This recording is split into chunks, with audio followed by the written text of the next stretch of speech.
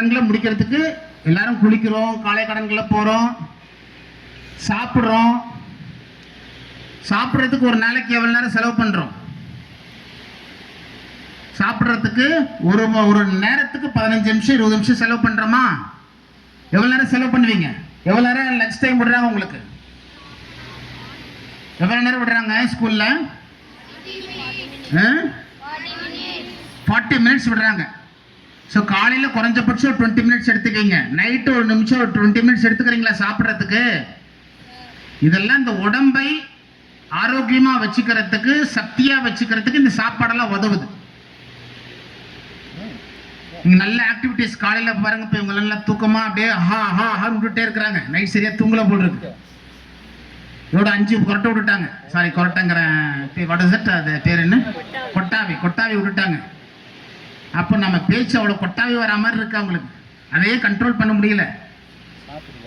ஆகையினால அப்போ நாம காலையில் 20 நிமிஷம் செலவு பண்ணுறோம், சாயங்காலம் நைட்டு 20 நிமிஷம் செலவு பண்ணுறோம், மத்தியானம் 40 நிமிஷம் உங்களுக்கு விடுறாங்க. நல்ல சக்தியாக வேணும்.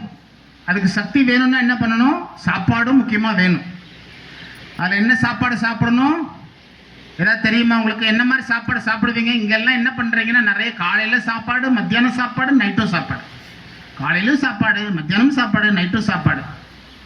எப்படி சாப்பிடணும்? ஒரு பேலன்ஸ்டு டயட் யாரை சொல்ல முடியுமா? ஒருத்தர் கை தூடுறீங்க, என்ன சாப்பிடணும் சொல்லுங்க. அவருக்கு ஒரு மைக்கு கொடுப்பா, என்ன சொல்றாருன்னு பார்ப்போம். வாங்க.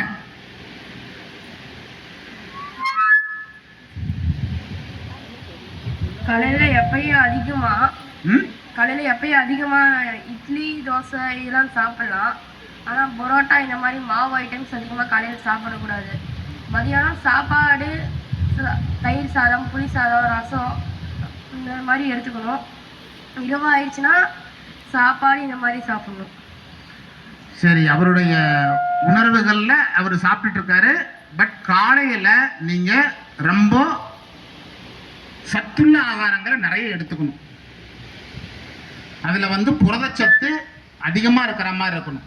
கார்போஹைட்ரேட்ஸ் எப்பயுமே நம்ம சாப்பிட்றது கம்மியாக இருக்கணும். குழந்தைகளுக்கெல்லாம் புரியுமா என்னன்னு தெரியல.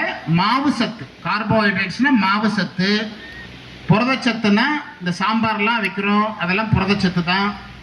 பாதாம் பருப்பு, காலையில் எழுந்திரிச்ச உடனே ஒரு டம்ளரில் ஒரு 4 பாதாம் பருப்பு, 4 உலர்ந்த திராட்சை, ஒரு 4 முந்திரி, 4 வால்நட், இதெல்லாம் போட்டு அடித்து நீங்கள் குடிச்சிங்கன்னா உங்களோட பிரெயின் ஃபங்க்ஷன்ஸ் நல்லாயிருக்கும். காலையில் எழுந்திரிச்சோன்னு குழந்தைகள் உங்கள் அம்மா அப்பா கிட்ட சொல்லி இதை நீங்கள் செயல்படுத்துனீங்கன்னாக்கா உங்களுடைய பிரெயின் ஃபங்க்ஷன்ஸ் ரொம்ப எக்ஸலண்ட்டாக வேலை செய்கிறதுக்கு ஒரு செயல்பாடை கொடுக்கும். ஏன்னா நம்முடைய உயிர் படைச்சிருக்கிறது, பிரெயினுடைய வெயிட் எவ்வளவு? எல்லாருக்கும் ஒரே அளவுக்கு தான் வெயிட் இருக்கும் இல்லையா? வேறுபாடு இருக்குமா? வேறுபாடு இருக்காது. முன்ன பின்ன 0.0 கிராம்ஸில் தான் வெயிட்டு வித்தியாசங்கள் இருக்கும். ஸோ எல்லாரும் நல்லா படிக்கிறோமா? அப்படி எல்லாருக்கும் பிரெயின் ஒரே மாதிரி வேலை செஞ்சதுன்னா எல்லாரும் ஃபர்ஸ்ட் ரேங்க்ல எடுப்பாங்க. கடைசி 25 பேர் படித்தாங்கன்னா 25வது ரேங்க் வரவே கூடாது இல்லை? அப்போ ஃபர்ஸ்ட் ரேங்கே எல்லாரும் எடுக்கணும். ஏன் எடுக்க மாட்டேங்கிறோம் சொல்லுங்க. ஏன் எடுக்க மாட்டேங்கிறோம் அப்படின்னா பிரெயின் பார்த்தோம்னா அதனுடைய வெயிட்டு, அதனுடைய இயக்கக்கூடிய உயிர் சக்தி, அந்த மூளை இயக்கக்கூடிய அந்த ஆற்றல் கம்மியாகிறதுனால என்னவாகுது? அதனுடைய எபிலிட்டி மாறுபடுது. சிலருக்கு நினைவாற்றல் கம்மியாக இருக்கு. உங்களோட பவர் ஆஃப் திங்கிங்கை இம்ப்ரூவ் பண்ணுறதுக்கும், நல்ல ஜட்ஜ்மெண்ட்டை கொடுக்கறதுக்கும், ஒழுக்கமானவனாக மாறுறதுக்கும் இந்த தியான யோக பயிற்சிகள் உங்களுக்கு சிறப்பாக இருக்கும். அதனால் காலையில் எழுந்திரிச்ச உடனே நீங்கள் நான் சொன்ன மாதிரி இந்த பாலில் நீங்கள் போட்டு சாப்பிட்டீங்கன்னா அது உங்களுக்கு ரொம்ப பலனுள்ளதாக இருக்கும். அதுக்கப்புறம் ஒரு 10 நிமிஷம் 15 நிமிஷம் கழிச்சு இப்போ நாம் செய்யக்கூடிய தியான யோக பயிற்சி, ஸ்கூலில் உங்களுக்கு யோகா நிறைய சொல்லி கொடுத்துருப்பாங்க. ஆனால் நாம் செய்யக்கூடிய தியானத்தோடு இணைந்த யோக பயிற்சிகள். தியானம்னா என்ன, யோகான்னா என்ன, வேற சொல்ல முடியுமா?